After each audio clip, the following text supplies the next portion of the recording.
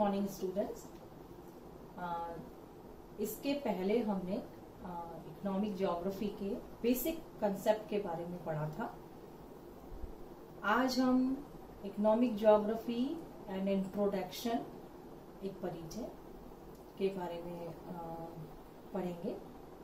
इसके सब टॉपिक्स हैं डेफिनेशन, स्कोप, अप्रोचेस, सब fields of economic geography, AIIMS of economic geography and sectors of economy. इसकी पहले वाली क्लास में हमने basic concept of economic geography के बारे में जाना, जिसको मैं थोड़ा सा ब्रीफ कर देती हूँ। आर्थिक भूगोल मानव भूगोल की एक महत्वपूर्ण शाखा है, जो पृथ्वी पर पाई जाने वाली विभिन्न आर्थिक क्रियाओं को स्थानिक विभिन्नताओं के संदर्भ में अध्ययन कराती है। आर्थिक भूगोल वाणिज्य भूगोल के रूप में पढ़ा जाता था, जिसे बाद में एक स्वतंत्र शाखा के रूप में विकसित किया। वैसे आर्थिक भूगोल एक ट्वेलिज्म नेचर का है, जिसमें हम इकोनॉमिक और ज्योग्राफी दो चीजों के फिनोमेना को हम पढ़ते हैं। अर्थ देखा जाए, इसका मीनिंग देखा जाए तो आर्थिक भूगोल अर्थतंत्र या व्यवसाय से जुड़ा हुआ है। व्यवसाय माने जीविका की प्राप्ति और एक निश्चित सामाजिक स्तर को बनाए रखने के उद्देश्य से जब कोई व्यक्ति विभिन्न आर्थिक क्रियाएं करता है तो वो आर्थिक क्रियाएं कहलाती हैं।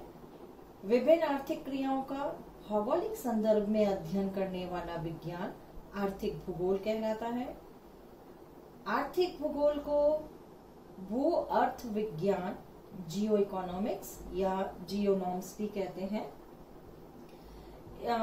सबसे पहले 1882 में गॉड्स ने इसके बारे में सबसे पहले बताया, और कुछ डिफरेंट इसके अंदर परिभाषाएं भी आई हैं।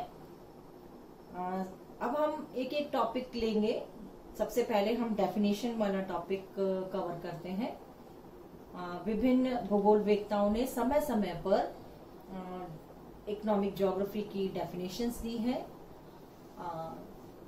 जैसे एक अगर जनरलाइज्ड वे में हम देखें तो economic geography is the study of special variation of economic activities found on earth surface, जिसके बारे में हम पहले बात कर चुके हैं। Many thinkers have given various definition of economic geography at different time. Some of these are following. Firstly, German thinker Gotz in 1882 gave a definition. Economic geography make a scientific investigation of nature of world areas in their direct influence on the production of goods. माने कि आर्थिक भूगोल में संसार के विभिन्न भागों की उन विशेषताओं का वैज्ञानिक विवेचन किया जाता है जिनका वस्तुओं के उत्पादन पर प्रत्यक्ष प्रभाव पड़ता है।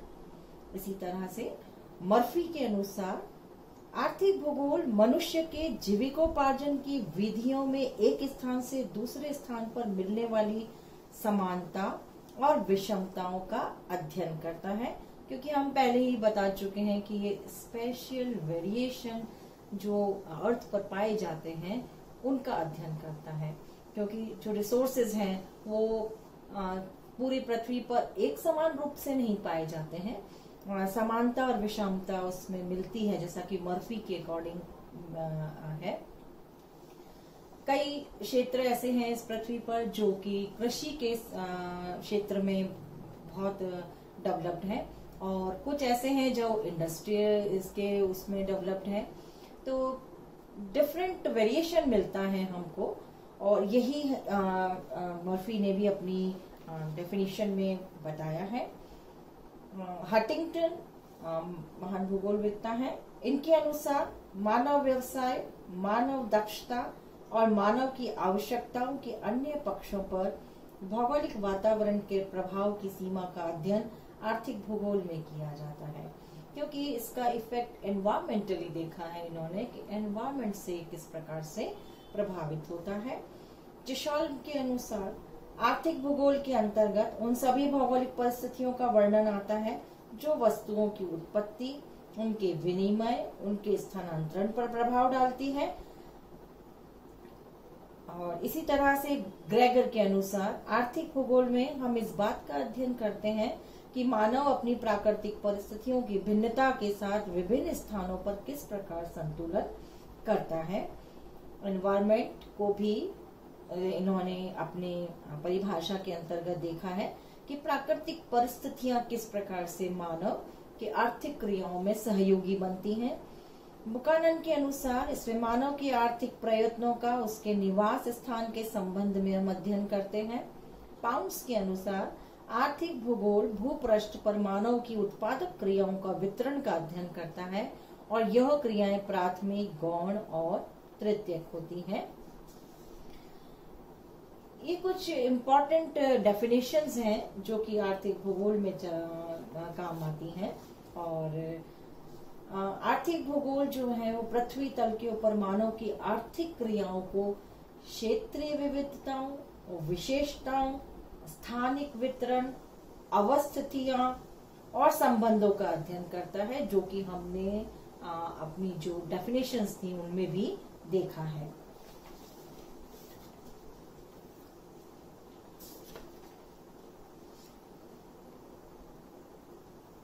उपरोक्त परिभाषाएं से जो एक कॉमन जिस्ट निकल के आता है कि आर्थिक भूगोल सजीव, सक्रिय और प्रगतिशील विज्ञान है। इसमें प्राकृतिक और मानवीय संसाधनों की जानकारी मिलती है। प्राकृतिक एवं मानवीय संसाधनों के उपभोग को विभिन्न स्वरूप परिलक्षित करते हैं। किसी प्रदेश की आवश्यकता की पूर्ति हेतु स्थान का ज्ञात होता है। प्रदेश केंद्र सुव्यवस्थित आर्थिक योजना बनाने में सहायक होते हैं और इसमें प्रदेश की वास्तविक आर्थिक स्थिति की जानकारी प्राप्त होती है। तो ये कुछ परिभाषाएं हैं जो कि आर्थिक भूगोल को समझने के लिए बहुत सहायक होती हैं और महत्वपूर्ण है। इसके बाद में हम, जैसा कि हमारा टॉपिक है स्कोप, जिसको कि हम बाद में कल कवर करेंगे, आज के लिए नहीं, थैंक यू।